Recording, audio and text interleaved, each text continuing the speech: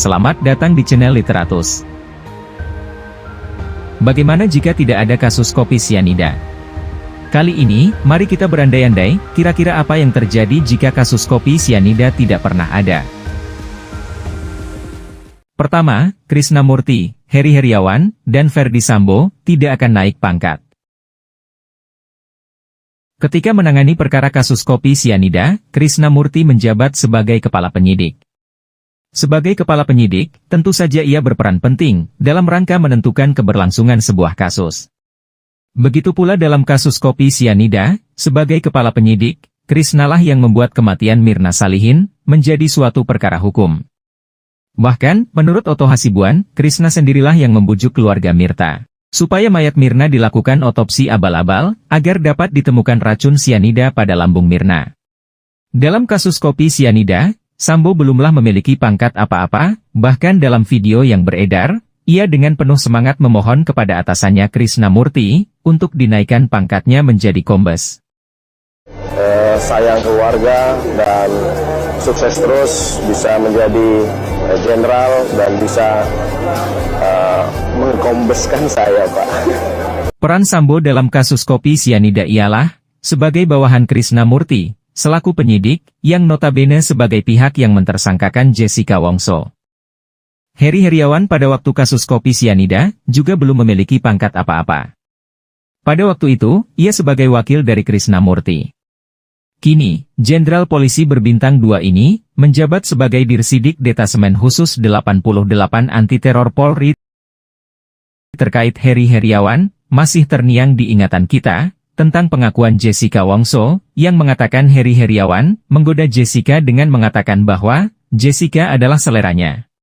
Pada akhirnya, harus diakui bahwa, rasa-rasanya tanpa menangani kasus besar seperti kopi sianida, ketiga orang polisi tersebut tidak akan beruntung dengan jabatan mereka, yang semuanya menjadi jenderal.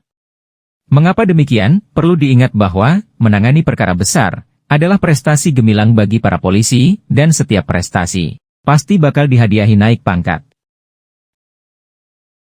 Kedua, Jessica Wongso tidak akan menjadi tersangka. Semua orang tahu bahwa Jessica Wongso, sahabat Mirna Salihin, ditetapkan sebagai pelaku tunggal dalam kasus kopi sianida yang menewaskan sahabatnya sendiri itu. Ketika Jessica tidak menjadi tersangka, maka sudah barang tentu, publik tidak akan mengenal lebih jauh penyidik bernama Krisnamurti, Ferdi Sambo, dan Heri Heriawan. Di lain sisi, tidak akan ada sidang berkepanjangan selama 32 kali tersebut. Terutama juga, Jessica akan tetap melanjutkan kehidupannya di Australia. Lagi pula, secara hukum yang berlaku, Jessica memang pada dasarnya tidak layak ditetapkan sebagai tersangka, karena alat bukti yang tidak memenuhi. Dalam menetapkan Jessica sebagai tersangka, Krisnamurti diketahui sangat ngotot. Bahkan, dia membela diri dengan mengatakan satu barang bukti sekalipun, sudah dapat menetapkan Jessica sebagai tersangka.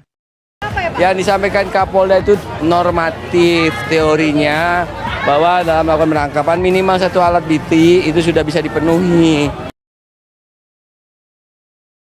Menurut pasal 184 ayat 1 KUHP, seseorang dapat ditetapkan sebagai tersangka, jika memenuhi syarat alat bukti yang sah, seperti keterangan saksi, keterangan ahli, surat, petunjuk, dan keterangan tersangka.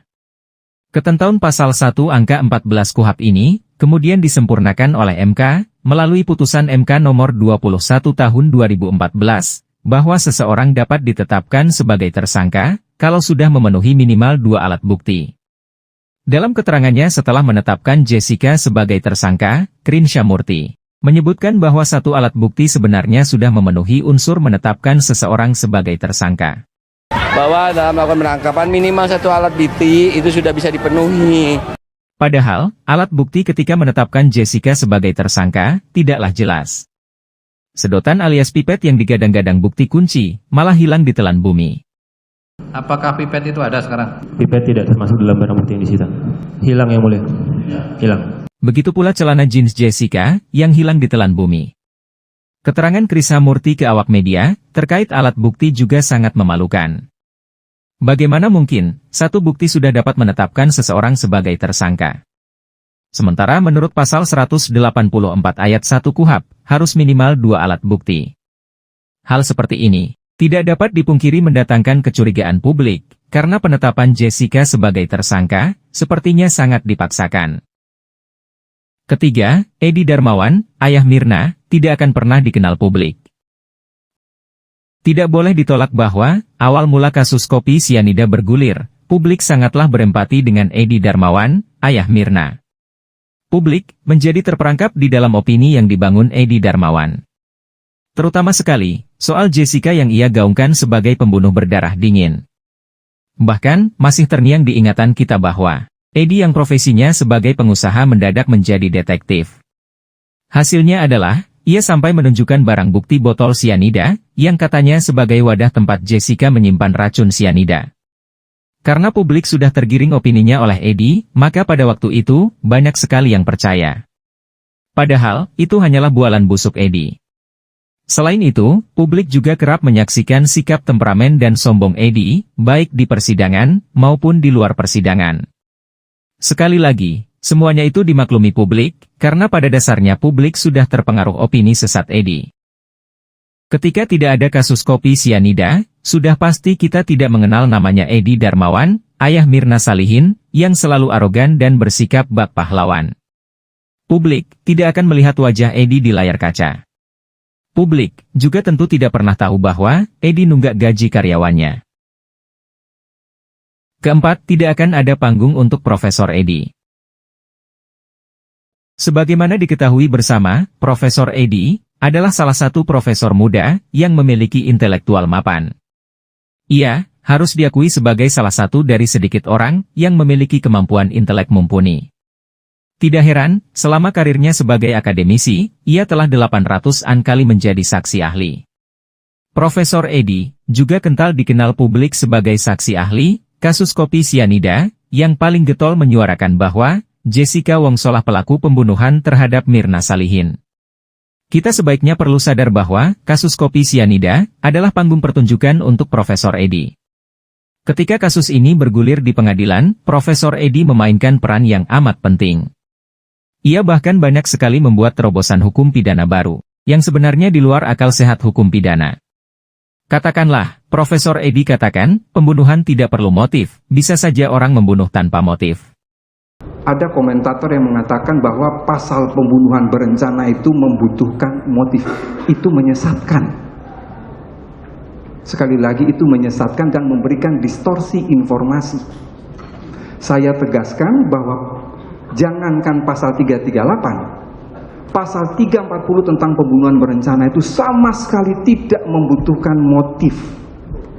Terobosan pikiran ini sangatlah baik untuk JPO dan sangat merugikan Jessica. Tapi, pertanyaannya ialah, bagaimana mungkin seseorang melakukan tindakan membunuh tanpa ada dorongan di dalam dirinya? Tindakan makan, minum, dan tidur saja perlu dorongan dari dalam diri manusia. Kelima, publik tidak akan mengenal yang namanya sianida. Sadarkah Anda bahwa racun sianida barulah dikenal luas masyarakat Indonesia ketika terjadi kasus kopi sianida yang membuat Mirna mati dan membuat Jessica menjadi tersangka hingga dipenjara selama 20 tahun. Sebelum kematian Mirna Salihin ditetapkan sebagai sebuah kasus hukum oleh penyidik yang diketuai Krisnamurti, kita tidak mungkin tahu racun sianida. Bahkan, sekelas pengacara sepuh semisal Oce Kaligis, mengaku bahwa, selama ia menjadi pengacara, ia baru mendengar yang namanya racun sianida. Apakah ada yang tahu mengenai sianida? Saya terus terang sebagai, katakanlah, praktisi yang biasa membela perkara pembunuhan, baru kali itu saya dengar sianida. Oce yang malang melintang di dunia praktisi hukum, sebagai pengacara, mengaku bahwa ia baru pertama kali mendengar sianida pada kasus Jessica. Pada dasarnya, ini dianggap kejanggalan oleh Oce, karena racun sianida yang dijadikan sebagai alat membunuh Mirna tidak pernah diketahui asal-muasalnya. Padahal, setiap perkara pidana wajib mengungkap secara terang mengenai asal-muasal kejahatan. Jangan lupa dukung channel ini.